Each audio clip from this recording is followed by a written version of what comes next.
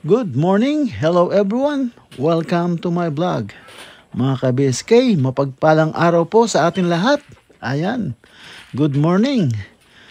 Ayan, bagong umaga. May bagong pag-asa. Ayan, ayan. Ito, parami ng parami ang ating alaga sa Joyet's Farm. Nakakatuwa naman. Ayan, mga ka-BSK. Ayan po si Jolar at yung routine niya sa umaga, ayan, pakain yung ating mga alaga, yung ating mga livestock, ayan. Napakaraming iklog, hindi na napisa dahil sa sobrang dami. Ayan, kaya sinabi ko kay Jolar, bawasan pagka wag palagpasin ng ng 12 o 13. Kailangan mga 12 lang para siguradong malilimliman niya ng gusto at hindi masisira. Wala, hindi niya maupuan na lahat 'yun eh. So kailangan talaga sa ilalim niya para mainitan. Kaya yung iba kunin niya, ilagay niya sa incubator. Yan. Ayan, nagpabili pa ako ng ilaw ng incubator just in case mapundi. Meron kami reserba. Ayan mga ka-BSK at ayan, nagpapakain naman siya ngayon ng ating mga bibi. Gansa, yung Peking duck at saka yung pabo. Ayan, ang dami na nila. Meron pa tayong nagdilimlim. Yan, at marami pa doon sa incubator. Ayan, at masigla sila lahat. Kaya yan, pati na yung pabo, meron yung tatlong iklog niya napisa lahat. Tatlo lang yung iniklog niya yung itlog niya tatlo. Yun, napisa, sisiw na sila. So hindi ko muna pinapababa hanggat wala silang pakpak. So ando pa sila sa kulungan kasama ni nanay para may init pa silang pagsamahang mag-iina. Ayan. Ayan na pala yung yung ating pabo. Sinasabi ko. Ayan ang ating pabo. Tatlo yung iklog niya. Napisa lahat. Yan, nag-itlog siya, tatatlo lang talaga. So, napisa naman niya lahat. Ayan, ayaw niyang iwanan yung mga anak niya. Baby niya, ayan, Ayan. Ayos. Sana 3 babae. Para meron tayong babae. Nangamatay kasi yung mga babae. Natira puro lalaki. Isa lang yan, isang inahin lang natira yan. Mabuti nag-itlog siya kahit paano. Yan, napisa. At ito naman ating mga bingala. Yan na lang natira. Namatay din sa sobrang lakas ng ulan.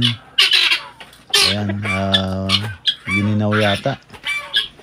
Nagputik kasi yung ano nila. Yan, yung kanilang bahay. Ayan, yung ating ano. At dito naman tayo sa kambing. Ayan. Umaga, routine. Yan nga, papakainin ng feeds. Pag sumikat ng araw, yun, doon pa lang sila mapapastol sa damuhan. Yung bukid natin, yung kalahating hektarya, walang tanim. Hindi natamnan. Dahil ano nga, palay sana kaso nakiusap yun, magtatanim sila para na ano, napurnada yung ano, excuse me, napurnada yung punla. So ayan, hinihintay na lang matuyo sa summer. At tatamnan lang daw ng kamote itong January yata. So kasi ako may tanim na ako ng kamote. So yun, baka anihin na ng ano, ng February siguro. Malaman natin kung maggalaman. Yan ang ating mga kambing. Yan.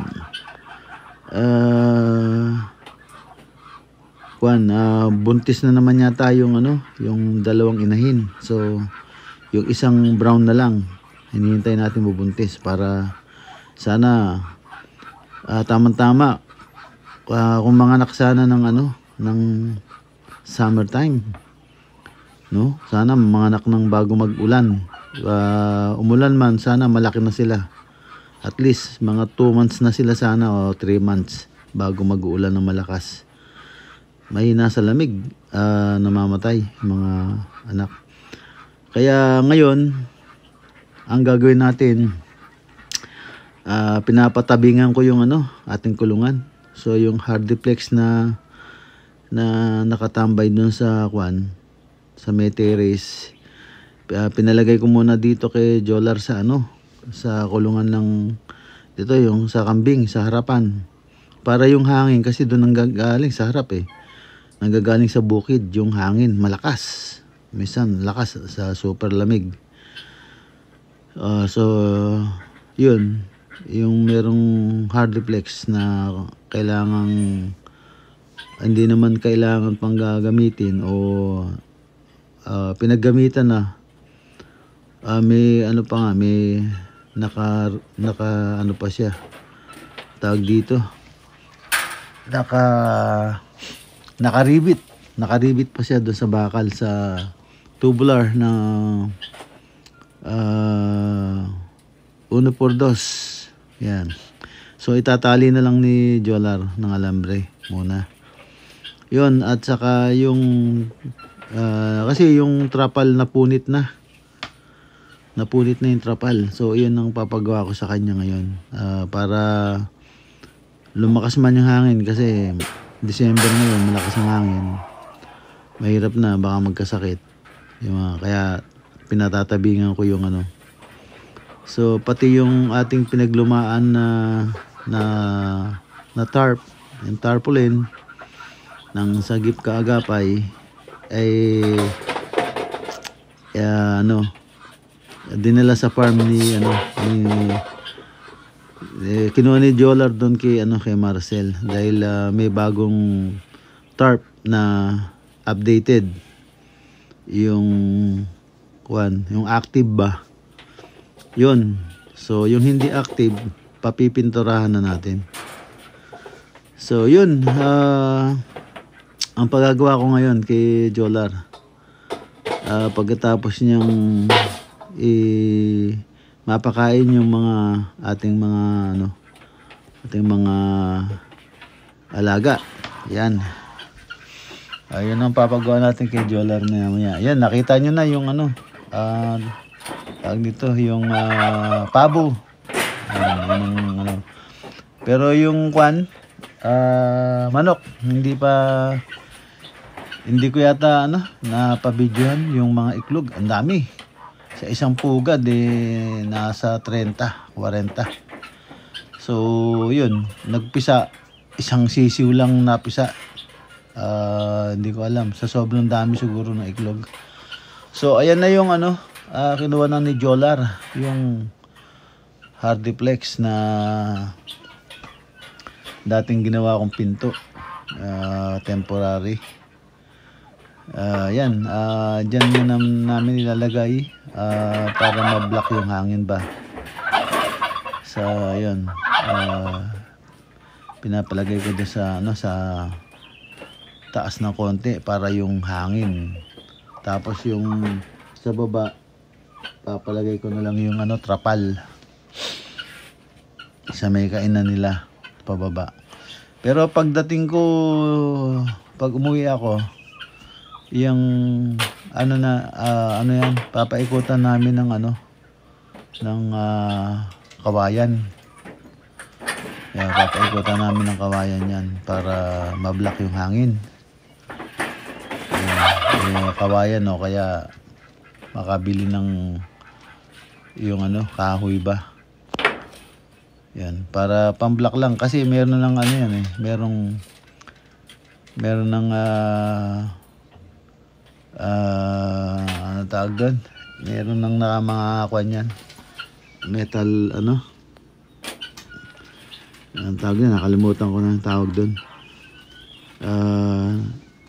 Meron siyang nakapaikot na so dodoblihan lang namin ng kahoy o kaya kawayan. Yan, para at least hindi pumasok man yung hangin, hindi masyadong malakas yung So yan, lalagyan namin ng saka hindi sila masyadong makikita yung mga kambing. Yan, paikutan namin ng kasi meron na sa kabila, sa gilid nakabitan na yun So ganun ang gagawin namin, paikot para wala na yung yung tapal-tapal na yan. Tapos pag umulan, maglalagay para kami ng trapal para pag umulan, ibababa namin yung trapal para at least pati yung anggi hindi papasok. Mahina talaga yung ating alagang kambing sa lamig at sa hangin, nagkakasakit. So yun ang gagawin natin. Tapos baka sakali siguro makabili ng ng screen. Yan, papaikutan ko na lang ng screen, chicken wire, yung sa ibaba. Kasi baka may ahas na pumasok. So pag may screen, hindi siya makakapasok. Yan, kasi merong namatay ako ng kambing. Merong dalawang tusok sa sa may ilong niya, yung sa bunganga ba? Yeah, parang yung ngipin ng ahas. Magkatabi sila, dalawa. Na dumudugo nung umaga, nakita ni Joey. So kaya ahas. Baka may nakapasok na ahas nung gabi. So siyempre hindi niya masyadong makita siguro, parang inaamoy niya. Tinuka yung niya. Ang laki pa naman. So yun, siguro nagdaan sa ilalim. So lalagyan natin ng screen para mahirapan siyang pumanik. Yung ahas hindi makapasok sa ilalim. So yun ang gagawin natin. Paikutan ko ng chicken wire para safety sila. Ayan, yun ang kasi ngayon hindi ko pa mapagawa sa kanila dahil baka mali na naman ang discarding gawin. Yung paulit-ulit ba na ginagawa, laki ng nawe-waste na na pera at materyales. So yeah, pag uwi ko na lang siguro, so ako mismo yung katulong nilang gagawa, o kaya i-supervise ko sila para sila gumawa para magkapera rin sila. So babayaran naman natin. So yun. Yan si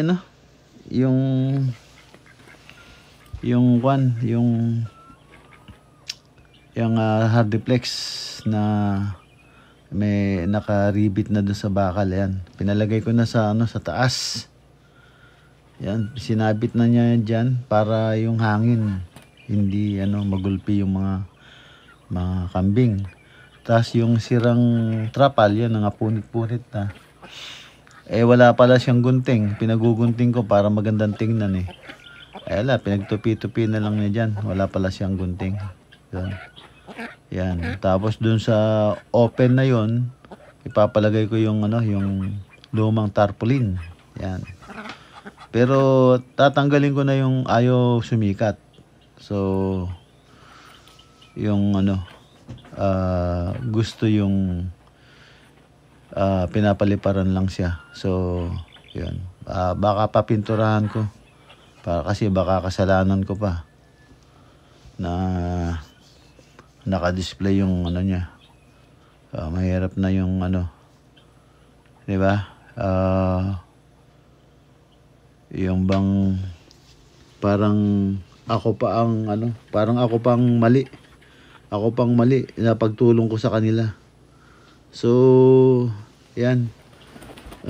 Lesson learned siguro. Tapos yung mga nananahimik noon, ngayon pumapapil.